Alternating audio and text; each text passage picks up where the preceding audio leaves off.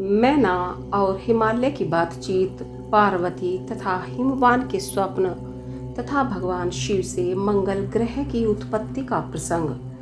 ब्रह्मा जी कहते हैं, नारद, जब तुम स्वर्गलोक को चले गए तब से कुछ काल और व्यतीत हो जाने पर एक दिन मैना ने हिमवान के निकट जाकर उन्हें प्रणाम किया।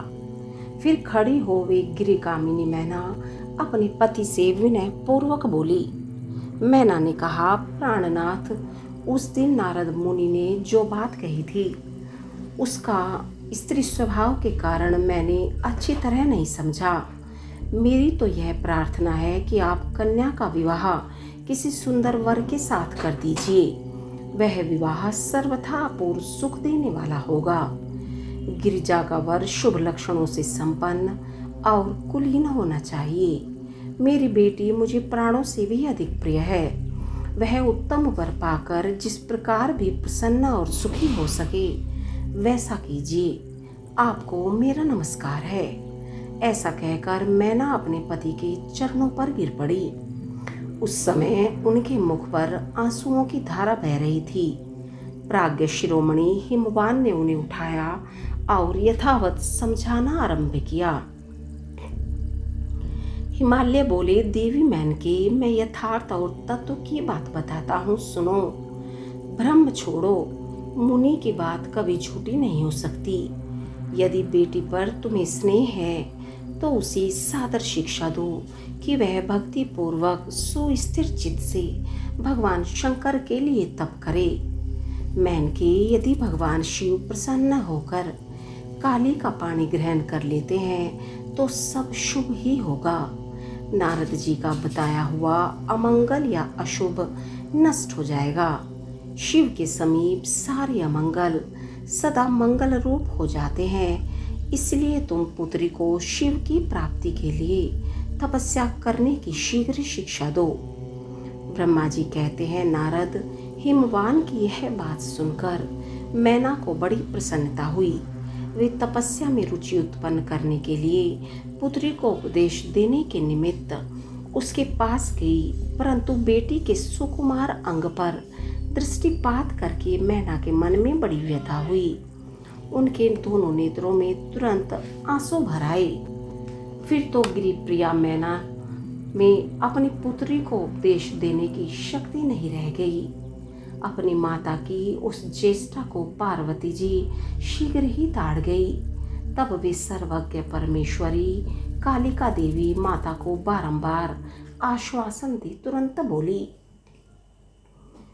पार्वती ने कहा, माँ, तुम बड़ी समझदार हो, मेरी यह बात सुनो।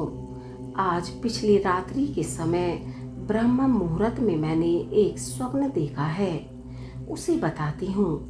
माताजी, स्वप्न में एक दयालु एवं तपस्वी ब्राह्मण ने मुझे शिव की प्रसन्नता के लिए उत्तम तपस्या करने का प्रसन्नता पूर्वक उपदेश दिया है।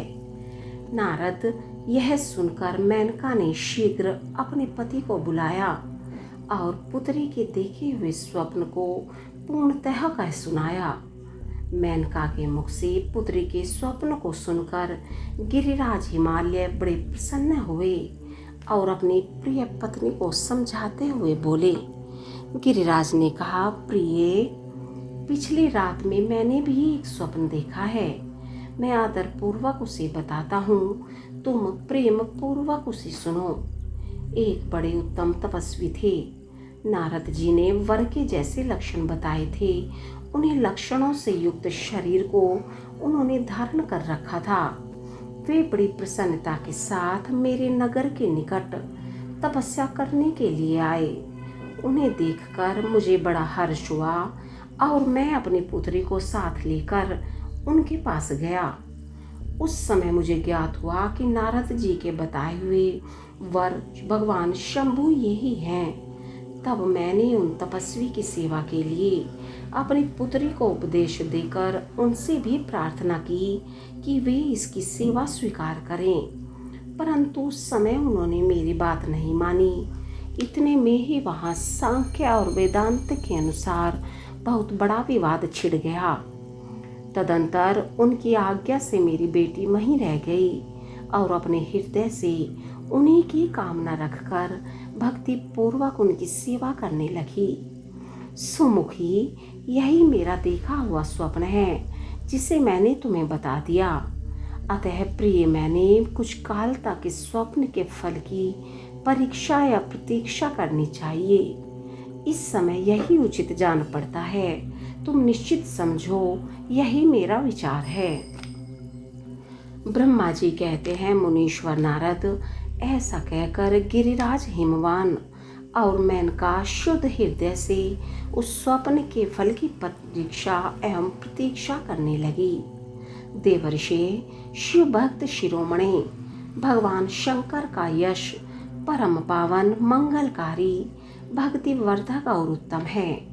तुम इसे आदर पूर्वक सुनो।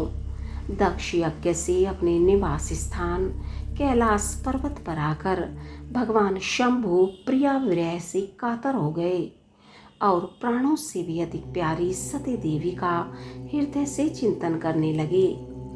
अपने पार्षदों को बुलाकर सती के लिए शोक करते हुए उनके प्रेम वर्धक गुणों का अत्यंत प्रीतिपूर्वक वर्णन करने लगे।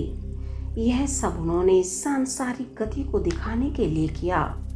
फिर गृहस्थाश्रम की सुंदर स्थिति तथा नीति रीति का परित्याग करके वे दिगंबर हो गए और सब लोगों में उन्मत्त की भांति भ्रमण करने लगे। लीला कुशल होने के कारण विरह की अवस्था का प्रदर्शन करने लगे। सती के विरह से दुखी तो कहीं भी उनका दर्शन न पाकर भक्त कल्याणकारी भगवान शंकर पुनः कैलाश गिरी पर लौट आए और मन को यत्न पूर्वक एकाग्र करके उन्होंने समाधि लगा ली, जो समस्त दुखों का नाश करने वाली है। समाधि में वे अविनाशी स्वरूप का दर्शन करने लगे। इस तरह तीनों गुणों से रहित वे भगवान शिव चिरकाल तक सुस्थिर भाव से समाधि लगाए बैठे रहे। वे प्रभु स्वयं ही माया के अधिपति निर्विकार पर ब्रह्मा हैं। तदंतर जब असंख्य वर्ष व्यतीत हो गए तब उन्होंने समाधि छोड़ी। उसके बाद तुरंत ही जो चरित्र हुआ उसे मैं तुम्हें बताता हूँ। भगवान शिव के ललाट से उस समय श्रम जनित पसीने की एक बूंद पृथ्वी पर गिरी और तत्काल एक शिशु के रूप में परिणत हो गई। मुने, उस बालक के 4 भुजाएं थी, शरीर की कांति लाल थी और आकार मनोहर था। दिव्य द्युति से दीप्तिमान वह शोभाशाली बालक अत्यंत दुस्साह तेज से संपन्न था। तथापि उस समय लोकाचार परायण परमेश्वर शिव के आगे वह साधारण शिशु की भांति रोने लगा। यह देख पृथ्वी भगवान शंकर से भयमान उत्तम बुद्धि से विचार करने के पश्चात सुंदरी स्त्री का रूप धारण करके वहीं प्रकट हो गई। उन्होंने उस सुंदर बालक को तुरंत उठाकर अपनी गोद में रख लिया और अपने ऊपर प्रकट होने वाले दूध को ही स्तन्य के रूप में उसे पिलाने लगी। उन्होंने स्नेह से उसका मुंह चूमा और अपना ही बालक मान हंस हंस कर उसे खिलाने लगी। परमेश्वर शिव का हित साधन करने वाली पृथ्वी देवी सच्चे भाव से स्वयं उसकी माता बन गई। संसार की सृष्टि करने वाले परम कौतुकी एवं विद्वान अंतर्यामी शंभु वह चरित्र देखकर हंस पड़े और पृथ्वी को पहचान कर उनसे बोले, धरणी, तुम धन्य हो। मेरे इस पुत्र का प्रेम पूर्वक पालन करो। यह श्रेष्ठ शिशु इस मुझ महा तेजस्वी शंभु के श्रम जल से तुम्हारे ही ऊपर उत्पन्न हुआ है। वसुधे, यह प्रियकारी बालक यद्यपि मेरे श्रम जल से प्रकट हुआ है, तथापि तुम्हारे नाम से तुम्हारे ही पुत्र के रूप में इसकी ख्याति होगी। यह सदा त्रिविध तापों से रहित होगा, अत्यंत गुणवान और भूमि देने वाला होगा। यह मुझे भी सुख प्रदान करेगा। तुम इसे अपनी रुचि के अनुसार ग्रहण करो। ब्रह्मा जी कहते हैं, नारद, ऐसा कहकर भगवान शिव चुप हो गए। उनके हृदय से विरह का प्रभाव कुछ कम हो गया। उनमें विरह क्या था, वे लोकाचार का पालन कर रहे थे। वास्तव में सत्पुरुषों की प्रिय श्री रुद्रदेव निर्विकार परमात्मा ही हैं। शिव की उपयुक्त आज्ञा को शिरोधार्य करके पुत्र सहित पृथ्वी देवी शीघ्र ही अपने स्थान को चली गई। उन्हें आत्यांतिक सुख मिला। वह बालक भौम नाम से प्रसिद्ध हो युवा होने पर तुरंत काशी चला गया और वहां उसने दीर्घ काल तक भगवान शंकर की सेवा की। विश्वनाथ जी की कृपा से ग्रह की पदवी पाकर वे भूमि कुमार शीघ्र ही श्रेष्ठ एवं दिव्य लोक में चले गए, जो शुक्र लोक से परे है।